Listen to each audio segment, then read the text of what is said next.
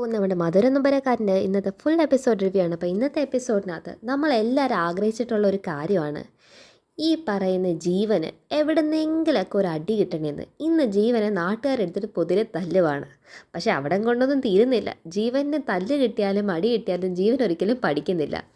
ജീവൻ അതിനെല്ലാം ശേഷം ഇനിയിപ്പം കാണിക്കുന്ന അടവെന്ന് പറയുന്നത് ഒരു മെഡിക്കൽ പ്രൊഫഷണലിൻ്റെ ഡ്രസ്സ് പോലും ധരിച്ച് അവിടെ വന്ന് ചോദ്യം ചെയ്യാൻ വരുന്ന ആൾക്കാരെ പോലും എടുത്തിട്ട് പൊതിരെ മാസ്ക് വരെ വെച്ചിട്ട് ആരാന്ന് ആളറിയാതെ തല്ലുന്ന സ്വഭാവം ജീവൻ ഇതുവരെ വിട്ടിട്ടില്ല.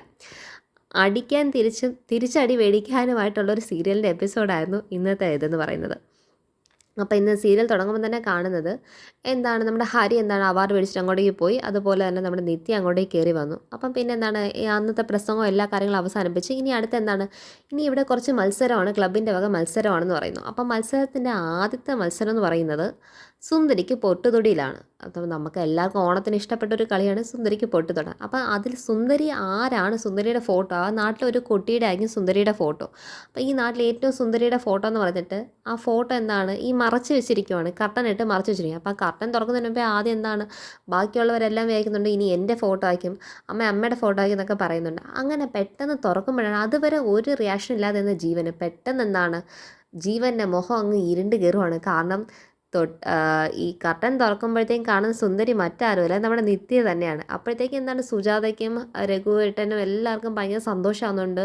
കാരണം കണ്ട മോളെ സുന്ദരിയുടെ. അപ്പോഴത്തേക്കും നിത്യയ്ക്ക് ഇത് കണ്ടത് അങ്ങ് പേടിയാവുകയാണ്.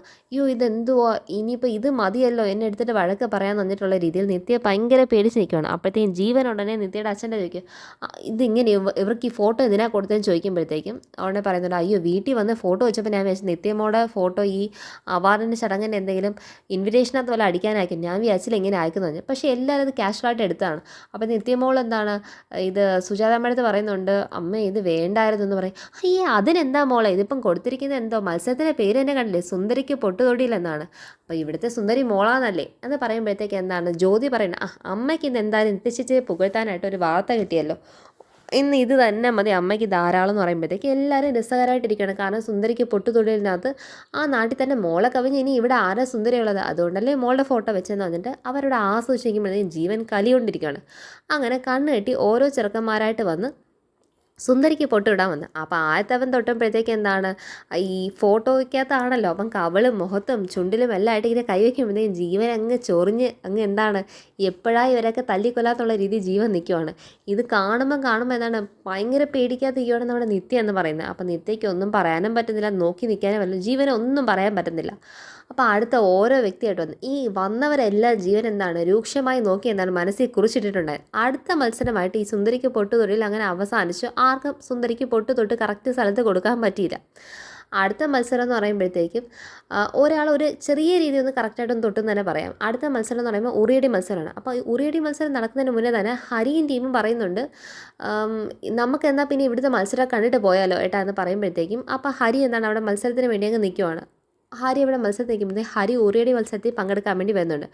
ഈ നമ്മുടെ ജീവനും ഉറിയടിക്ക് പങ്കെടുക്കാനായിട്ട് കണ്ണിൽ ഈ തുണിയൊക്കെ കെട്ടി അങ്ങനെ എല്ലാവരും വരുന്നുണ്ട്. കൂട്ടം തന്നെ ഈ സുന്ദരിക്ക് പൊട്ടിടി മത്സരത്തിൽ ജയിച്ച ആൾക്കാരിൽ ഉള്ള ചെറുക്കന്മാരും ഈ മത്സരത്തിനകത്തുണ്ട്. ജീവൻ പങ്കെടുക്കുന്നത് ഉറി അടിച്ച് വീഴ്ത്താനൊന്നുമല്ല, സുന്ദരിക്ക് പൊട്ടുതൊടിയിൽ മത്സരത്തിനകത്ത് ആരൊക്കെയാണ് നിത്യയുടെ പൊട്ടു തൊടാൻ വേണ്ടി നിത്യയ്ക്ക് വേണ്ടി നിത്യയുടെ ഫോട്ടോയ്ക്കകത്ത് തൊട്ടത് അവരെല്ലാം തലമണ്ട അടിച്ച് പൊട്ടിക്കാനാണ്. ഉറിക്ക് പകരം തലമണ്ട അടിച്ച് പൊട്ടിക്കാനായിരിക്കണം മത്സരത്തിൻ്റെ പേരെന്ന് വെക്കേണ്ടത്.